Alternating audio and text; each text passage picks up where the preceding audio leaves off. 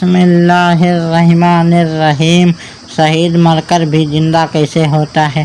شہید پر جب جلوۂ حق آشکار ہوتا ہے اور اللہ تعالیٰ کے حضور اس کی روح کو پیش کیا جاتا ہے تو اللہ تعالیٰ اس پر ایسی تجلی نور کرتا ہے کہ جو اس کی روح کو چمک، تاثیر اور قوت عطا کر دیتی ہے، اور یہ روح باوجود یہ کہ بدن سے بہت دور مقام علیین میں ہوتی ہے مگر جسم کو قبر میں صحیح و سلامت اور تر و تازہ رکھتی ہے، جیسے کہ سورج پودے سے کروڑوں میل فاصلہ ہونے کے باوجود اپنی تپش اور اثر سے زمین میں پودے کو زندہ سلامت رکھتا ہے۔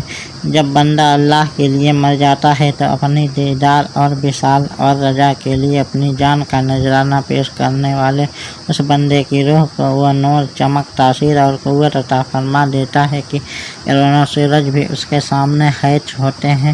چنانچہ اللہ کے بندوں کا جسم زمین پر رہ کر بھی روح کے فیضان سے تر و تازہ اور ابدالآباد زندہ و سلامت رہتا ہے۔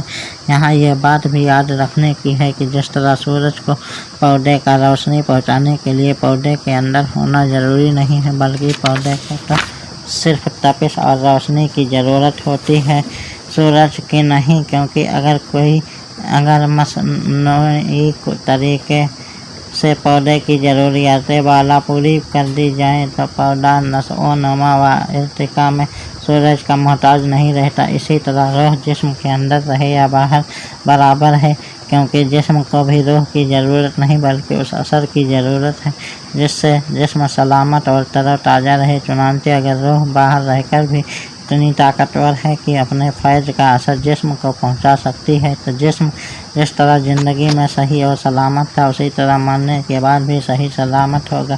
حضرت عزیر علیہ السلام کے بارے میں قرآن پاک میں بیان ہوا ہے کہ وہ ایک ہزاروں برس پرانی بستی کے قریب سے گزرے جہاں ہزاروں سال پرانی قبریں تھیں، مردوں کا اجسام کا نشان تک نہ تھا، وہ ہر طرف خاک اڑ رہی تھی۔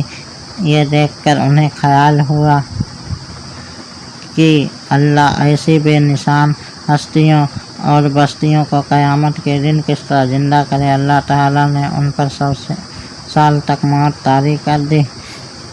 فَأَمَاتَ اللَّهُ مِئَةَ عَامٍ، پس اللہ نے ان کو 100 سال کے لیے مردہ رکھا۔ البقرہ 259، جس ہے انسانی جو 6 مہینے سال میں سر جاتا ہے۔ قرآن شاہد ہے کہ وہی جسم بغیر روح کے 100 سال تک لک و ڈک صحرا میں پڑا رہا مگر جسم نہ سڑا تھا نہ گلنے پایا تھا، جس سے معلوم ہوا کہ اگر روح کی طاقت تاثیر قائم رہے اور وہ جسم میں موجود نہ بھی ہو تو جسم کی دنیاوی کیفیت تبدیل نہیں ہوتی۔ حضرت سلیمان علیہ السلام کے بارے میں قرآن کا بیان ہے کہ جنات کو آپ نے حکم دیا کہ وہ بیت المقدس کی مسجدیں تعمیر کریں۔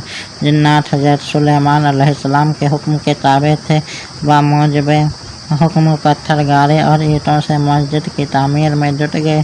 حضرت سلیمان علیہ السلام اپنے عصا کے سہارے کھڑے ہو کر ان کو نگرانی فرمانے لگے۔ آپ کی ہیبت اور رعب و جلال کا یہ عالم تھا کہ جب اسی حالت میں حضرت سلیمان علیہ السلام کا وصال ہو گیا اور بقول مفسرین آپ 1 سال تک وصال کے بعد عصا کے سہارے کھڑے رہے اور جنات برابر کام میں لگے رہے کہ حضرت نگرانی فرما رہے ہیں۔ جب عصا گھن لگ جانے کی وجہ سے ٹوٹ گیا اور وہ گر پڑے تو جنات پر حقیقت کا انکشاف ہوا اور اپنی سال بھر کی ذلت پر کفِ افسوس مرنے لگا، جیسا کہ قرآن پاک میں ارشاد باری تعالیٰ ہے۔ فَلَمَّا فَزَيَّنَ عَلَيْهِ الْمَوْتُ مَا دَلَّهُمْ عَلَى مَوْتِهِ إِلَّا دَابَّةُ الْأَرْضِ تَأْكُلُ مِنْ سَأَتِهِ فَلَمَّا تَبَيَّنَتِ الْجِنُّ أَنَّ لَوْ كَانُوا يَعْلَمُونَ الْغَيْبَ مَا لَبِثُوا فِي الْعَذَابِ الْمُهِينِ۔ پھر ہم نے جب ان کے لیے موت کا حکم صادر فرمایا تو کسی چیز نے ان جنات کو ان کی موت سے آگاہ نہ کیا بجز ایک گھن کے کیڑے کہ جو ان سلیمان کی عصا کو کھاتا رہا۔ پھر جب مسجد تعمیر ہو گئی، جب وہ گر پڑے تو جنوں کو معلوم ہوا کہ حضرت سلیمان علیہ السلام کا وصال ہو چکا ہے۔ ان پر یہ عقدہ کھلا کہ اگر وہ غیب جانتے ہوتے تو اس ذلت و تکلیف میں نہ پھنسے رہتے۔ سبا 34-14 مرنے کے بعد جسم کا سلامت رہنا صرف انبیاء علیہم السلام کے لیے نہیں بلکہ غیر انبیاء کے لیے بھی ثابت ہے۔ چنانچہ سورہ کہف میں ہے کہ دین عیسوی کے 7 پیروکار دقیانوس کے ظلم و صبر سے تنگ آ کر پناہ لینے کے لیے ایک غار میں چھپے 309 سال تک غار میں پڑے رہے، جیسا کہ ارشاد باری تعالیٰ ہے وَلَبِثُ فِیہِمْ کَأَنَّهُمْ ثَلَاثَمِائَةَ سِنِینَ وَازْدَادُوا تِسْعًا۔ اور وہ اصحابِ کہف اپنے غار میں نو اوپر 300 سال رہے، شمسی حساب سے 300 سال اور قمری حساب سے 9 سال زیادہ۔ الکہف 18-25۔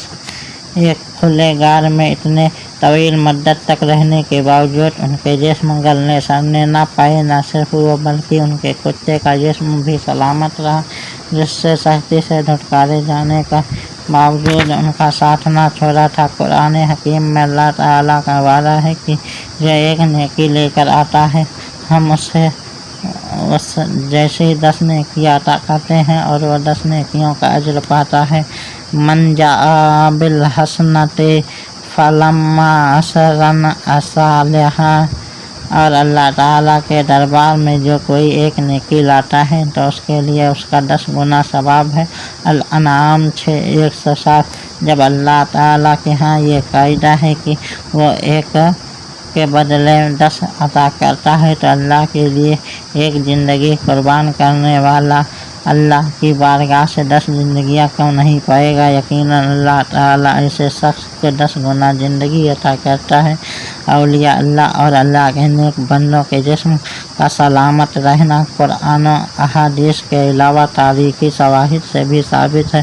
مثلاً 70 سال پہلے عراق میں بغداد کے قریب 2 صحابہ کرام حضرت سلمان فارسی رضی اللہ عنہ اور حضرت جابر بن عبداللہ رضی اللہ عنہ کی قبریں کھولی گئی تھیں، کیونکہ وہ دریا کے کتراؤں کی جد میں آ گئی تھی، اور باوجود یہ کہ 1300 سال گزر چکے تھے جن کے جسم کفن تک سلامت تھے۔